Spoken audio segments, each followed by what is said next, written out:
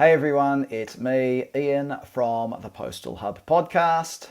And me, Marek from Last Mile Experts. And whilst you're probably used to hearing us on the Postal Hub podcast today, well, You're Marek. going to be able to see us as well. So that's a mixed blessing, but we're trying this new format to engage with everybody and talk about some of the breaking news that's happening. There's a lot of stuff happening in the last mile right now, isn't there, Marek? There is indeed. There's a We huge amount picked happening. something particularly exciting, I think, today. Well, the news came out just the other day that Amazon is turning off the tap and it's not going to accept any new customers for its grocery service. Marek, what was your first impression when you heard this? To be honest, I'm not surprised at all. But why aren't you surprised about this? Because there's this focus on growth, the flywheel, and all of this. So why would Amazon be doing this right now? Bearing in mind, everybody, Marek is a former VP logistics for Amazon, so he has a bit of an insight. Well, Amazon looks after something that's very important to them, and it's called CX, or customer experience for the uninitiated, and that's what it's all about. So if this is about customer experience, why turn off the tap now? Why stop accepting new customers? I think everybody understands that there's not been a surge in last mile delivery similar to the one we have now in the post-COVID or the COVID world, let's call it. And the only way to be able to maintain customer experience is to control the number of items going out. But is this also about delivery slots, for example? I mean, I've seen in Australia, there's a 2 week wait for delivery slots, and in other parts of Europe as well. But we can beat that. I think in Poland, I last heard it's about a month. Can you A believe month. it? Yeah. So that's not exactly customer experience. Is this what it comes back to then? Is it about Amazon managing its supply chain and its delivery and its e-commerce fulfillment capability and its last mile? Yeah, Ian, because if you think about it, we've got two simultaneous issues. On one hand, you've got a huge surge in demand, and not just overall demand, but demand in specific product categories, some of which, like fresh, are very difficult to deliver. And at the same time, you've got restrictions restricting how your operations can work, the distancing measures, plus people at home who are not able to work because either they've been quarantined or some other restriction. So a surge in orders just by people who are already at home or people who are in a vulnerable category. Let's say they might be immunodepressed, they might be older, so they're already ordering or have joined the whole e-commerce bandwagon. Then you've got the issue in the fulfillment centres. We've seen that there's been some controversy in the USA about social distancing, about provision of sanitizer, masks and things like this for fulfillment centre staff. And then there's the last mile, which is why isn't Amazon just throwing? I mean, Amazon is throwing more people at it. We've read about them hiring 100,000 here and 75,000 there. So aren't they hiring enough people, or is it a matter of is it slow to onboard? What's happening?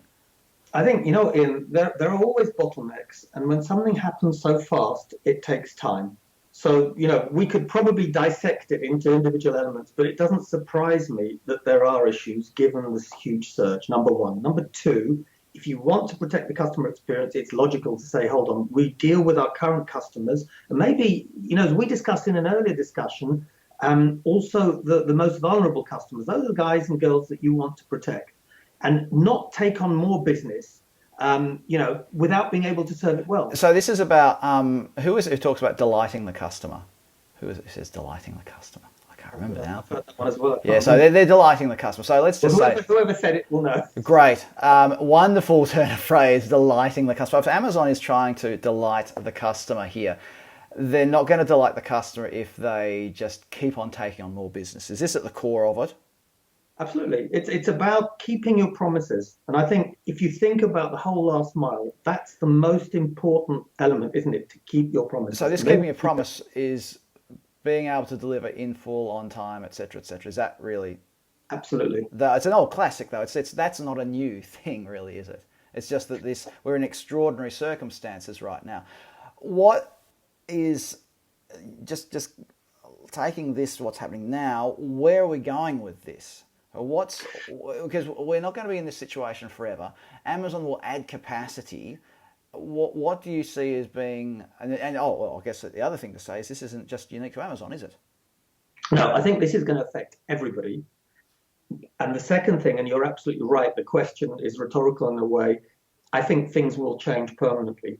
Perhaps not as dramatically as it is now with the spike, but you will have people who've never considered ordering online who will now have had to and will like it, and people who already ordered online but didn't order certain types of products, like fresh products, for example. So I think there will be a change, and it's going to be a permanent change. A permanent change, that's an interesting idea. I mean, I guess what we're seeing now is this a lot of focus on, we mentioned before, hand sanitizers, face masks, things that hopefully people won't want to buy in such quantities in 12 months' time. But they've been introduced to e-commerce if they haven't previously been involved, or they're increasing their basket size. Is that sort of what you're seeing as well? This is not just new customers coming on, it's existing customers saying, well, I'm going to go even further into this. Absolutely, and I think it's interesting, and this could be a subject for further discussion. This is part of, if we started, and let's end with Amazon. Amazon's sort of philosophy, which is to own the customer, to be the answer to all of his or her issues. The everything And I think store, yeah. exactly, and this is one step towards it. How about this? I think this was a great start. We can have a follow up next time. But what about some kind of option where people, the girls and guys out there, can ask us some questions? I think what We can YouTubers follow do is up. say, comment below. I think that's what they do. Is that what young people do? I don't know. Well, I haven't been young for a long time, Ian, so I, young at heart, at least. So chuck a comment below, whether you're watching this on LinkedIn or on YouTube or wherever we end up posting it, wherever I work out how to post it. Chuck your comments in down below. Let us know what you think. Join the conversation, and we might revisit this topic in a future video. Will certainly be great to hear from people. Marek, on LinkedIn, you're on LinkedIn, I'm on LinkedIn. Find us on LinkedIn, comment on this post, and join the conversation. Great having you with us today, Marek. Thanks. thanks, Ian. Thanks, everyone. One last thing, please also let us know what we can do better, because this is a bit of a trial for us. And I think we want to do something that's going to be fun and entertaining. We're not and doing makeup educational. videos, all right? We're not going to do makeup tutorials or all those other things that people seem to watch, or anything like that. We're going to stick to the last mile and things like that, all right? So let's keep it relevant. Marek, thanks again. Great having you on. Cheers, Ian. Thanks, everyone.